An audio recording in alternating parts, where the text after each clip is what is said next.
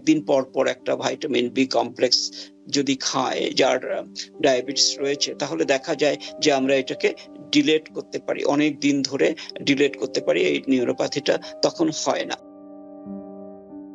যদি ডিসেন্ট্রির মতো কোনো সিচুয়েশন থাকে পেশেন্টের, তাদের ক্ষেত্রে ওরাল ভাইটামিন বি বা বি কমপ্লেক্স আসলে কিন্তু বেশি একটা কাজ করবে না, কারণ হয়তোবা এটা প্রপারলি অ্যাবজর্ব হবে না বডিতে।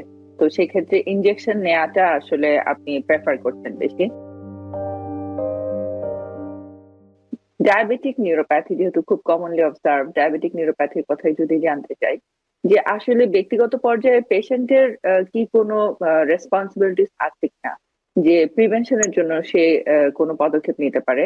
আর অটোনমিক নিউরোপ্যাথি বা আদার যে নিউরোপ্যাথি সিচুয়েশন গুলো, সেক্ষেত্রে আহ কি আমরা পেশেন্টকে কোনো অ্যাডভাইস করতে পারি কি, যে তার ব্যক্তিগত পর্যায়ে আগে থেকে কোনো নিরাপত্তা বা সাবধানতা হওয়ার প্রয়োজন আছে, বিশেষভাবে যদি সে আর্লি স্টেজে কোনো ভাবে অবজার্ভ করে থাকেন কোনো ইস্যু, বা আগে থেকেই কোনো তার দায়িত্ব আছে কিনা প্রিভেনশনের জন্য। খুব ভালো প্রশ্ন। আসলে হ্যাঁ, যখনই আমরা সাধারণত যে কোনো লোকের যখনই ডায়াবেটিস ধরা পড়ে বা সাবক্লিনিক্যাল ডায়াবেটিস ধরা পড়ে, তাদের চান্স নিউরোপ্যাথি হওয়ার চান্স প্রায় 70%, 50 to 70% বা তারও বেশি চান্স থাকে।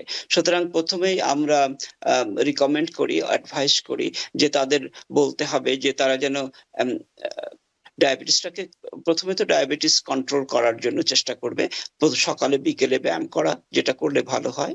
দ্বিতীয়ত যেটা, যে ডায়েটটাকে একটু কন্ট্রোল করতে হবে। আর আমরা যেটা রিকমেন্ড করি সে হলো ভাইটামিন নেওয়া। এখানে কতগুলো ভাইটামিন রয়েছে, যেমন B1, B2, B3, এটা একসঙ্গে পাওয়া যায়, যেটাকে বলে B complex, vitamin B complex.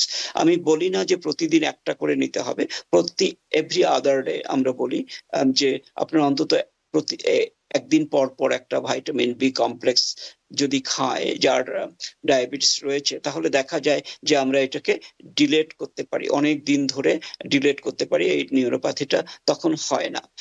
অনেক সময় আমরা রিকমেন্ড করি যাদের অলরেডি হয়ে গেছে, আমরা চেক করি তাদের ভাইটামিন লেভেল, যদি দেখি যে ভাইটামিন B12টা লো আছে, তখন আমরা ইনজেকশন দিতে রিকমেন্ড করি। মান্থলি ইনজেকশন দিলে দেখা যায় যে অনেকেরই এই নিউরোপ্যাথিটা গ্রো করবে না, যাদের ডায়াবেটিস রয়েছে। যাদের অলরেডি পা ঝিনঝিন করছে, তাদের আমরা এটা রিকমেন্ড করি। আরেকটা ভাইটামিন রয়েছে আলফা লাইপোইক অ্যাসিড, আমরা এটাকেও রিকমেন্ড করি সবাইকে নেওয়ার জন্য। ফ্রুট, ভেজিটেবলস, এ ধরনের খাবার খেতে রিকমেন্ড করি, ওখানে ফলিক অ্যাসিড রয়েছে, ভাইটামিন B12 রয়েছে মিটে। কিন্তু আমাদের দেশে হয় কি, যে ভাইটামিন B12 বেশিরভাগ লোক অ্যাবজর্ব করতে পারে না, কারণ প্রায় সকলেরই কোনো না কোনো সময় ডিসেন্ট্রি হয়েছে, আর যাদের ডিসেন্ট্রি হয় তারা সাধারণত ভাইটামিন B12 পরবর্তী জীবনে আর অ্যাবজর্ব করতে পারে না। এই জন্য আমরা সাধারণত ইনজেকশন দিতে রিকমেন্ড করি। যদিও এটা কষ্টসাধ্য ব্যাপার, তবু আমরা এটা রিকমেন্ড করে থাকি, বিশেষ করে যাদের ডায়াবেটিস রয়েছে, যাদের একটু সমস্যা হচ্ছে। যেমন হাফসা বলল যে যাদের রাতের দিকে পা ঝিঝি করছে, পা ঝিনঝিন করছে, শকিং পেইন হচ্ছে, বা বেডশিটটা যখন টাচ করছে পাটা তখন ব্যথা করছে, এই ধরনের, বা জ্বালা পোড়া করছে। আমাদের দেশে তো বলে আমার পাটা জ্বালা পোড়া করছে, পাটা রাখতে পারছি না, আমার হাঁটতে হচ্ছে। এরকম যদি হয় তখন বুঝতে হবে আপনার নিউরোপ্যাথি হয়েছে, এবং সেইভাবে চেষ্টা করতে হবে। ধন্যবাদ। আপনি খুব গুরুত্বপূর্ণ একটি কথা বললেন, যে যদি ডিসেন্ট্রির মতো কোনো সিচুয়েশন থাকে পেশেন্টের, তাদের ক্ষেত্রে ওরাল ভাইটামিন বি বা বি কমপ্লেক্স আসলে কিন্তু বেশি একটা কাজ করবে না, কারণ হয়তোবা এটা প্রপারলি অ্যাবজর্ব হবে না বডিতে। তো সেই ক্ষেত্রে ইনজেকশন নেওয়াটা আসলে আপনি প্রেফার করছেন বেশি। সুতরাং দর্শক, আমরা কিন্তু এই পয়েন্টটি খেয়াল করার চেষ্টা করব, যে আমরা যদি ভাইটামিন ডি নেয়ার মতো একটি সিচুয়েশন ফিল করি, যে নিউরোপ্যাথির যে অবস্থাগুলো আমরা আলোচনা করলাম, আমরা কিন্তু চেষ্টা করব অবশ্যই ডাক্তারের সাথে কথা বলে ভাইটামিন বি ইনজেকশন নেওয়ার জন্য। এই শেষ প্রশ্ন, আমরা চলে এসেছি অনুষ্ঠানের শেষ পর্যায়ে। এই ইনজেকশন যে এখানে আমরা পেশেন্টদেরকে যদি সাজেস্ট করি, তাহলে সেটা কি তার জন্য খুব বেশি কমপ্লিকেটেড কিনা প্রসেস গুলো, এবং ট্রিটমেন্ট হিসাবে আসলে কমনলি আমরা কি ধরনের ট্রিটমেন্ট প্রোভাইড করে থাকি যাদের অলরেডি যারা ডায়াগনোসিস হয়ে গিয়েছে, কনস্ট্যান্ট এক্সপেরিয়েন্স করছে বিভিন্ন ধরনের সিমটম, তাদের জন্য জিজ্ঞেস করছি। খুব ভালো প্রশ্ন। আসলে বি কমপ্লেক্সটা ওরালি নিতে পারে, শুধু B12টাকে ইনজেকশন হিসেবে নিতে পারে, কারণ B12 এই অ্যাবজর্পশন করার জন্য একটা ফ্যাক্টর দরকার হয়, ইন্ট্রিনসিক ফ্যাক্টর, যেটা নষ্ট হয়ে যায় ডিসেন্ট্রির পরে। ট্রিটমেন্টটাও ঠিক তেমনি, ডায়াবেটিস নিউরোপ্যাথির তেমন তো কোনো ট্রিটমেন্ট নেই। তো আমরা বলি ডায়াবেটিসটাকে কন্ট্রোল করতে, তারপরে এই ভাইটামিন গুলোকে আমরা রিকমেন্ড করি। Vitamin B complex everyday or every other day, B12 injection, folic acid ওটা বি কমপ্লেক্সের ভিতরেই থাকে, তারপরে আলফা লাইপোইক অ্যাসিড যেটা বেশ ভালো ভাইটামিন, এটা অনেক উপকার করে।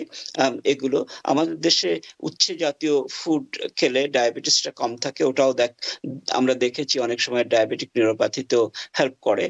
এটা আমরা তারপরে প্রতিদিন সকালে বিকেলে হাঁটা, এটা বেশ উপকার করে, তাহলে ব্লাড সার্কুলেশনটা একটু বেড়ে যায়। আর সঙ্গে সঙ্গে টেস্ট করে নিতে পারে যে ব্লাড সার্কুলেশনটা কেমন রয়েছে, কারণ ডায়াবেটিক নিউরোপ্যাথি যাদের হয় তাদের ব্লাড সার্কুলেশনটাও অনেক সময় কমে যায় পায়। তারপরে ট্রিটমেন্ট, যদি কারোর পেইন খুব প্রচন্ড থাকে তখন আমরা এই পেইনের জন্য বিভিন্ন ওষুধ দিয়ে থাকি, যেটা হেল্প করে। যাদের বার্নিং পেইন আছে তাদের জন্য আমরা নিউরন্টিন বা গাবাপেন্টিন জাতীয় মেডিসিন আমরা দিয়ে থাকি, অন্য ধরনের মেডিসিন পেইন কন্ট্রোল করার জন্য। কিন্তু এগুলো কিওর করার জন্য না, কিওরটা হলো ডায়াবেটিস কন্ট্রোল করা, ভাইটামিন নেওয়া, এইগুলোই মূলত কিওর। নিউ ইয়র্ক থেকে সম্প্রচারিত TVN 24 টেলিভিশন, বিশ্বজুড়ে বাঙালির কণ্ঠস্বর।